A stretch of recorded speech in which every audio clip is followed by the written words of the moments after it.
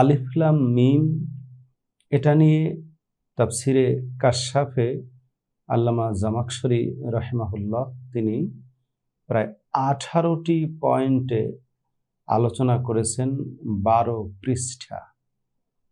সে বিশাল আলোচনার মধ্যে তিনি নিয়ে এসেছেন এটা এসএম এর আলফাজগুলো, আর লিখিত যে রূপটা, এই বর্ণটা, সেটা হচ্ছে হরফ।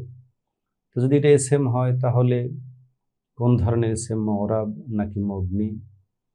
তারপরে আল্লাহ যেহেতু এটাকে আলাদাভাবে উল্লেখ করলেন, তাহলে আলিফকে লিখে লিখে কেন আলিফ হামজা দিয়ে আমরা যেমন ফা দিয়ে উল্লেখ করে লিখি, আবার লাম আলিফ জবর লা, তারপরে মিম, এরকম আলিফ লাম মিম এরকম বানান করে, মানে বর্ণের নাম যেভাবে আল্লাহ সেভাবে কেন লিখলেন না?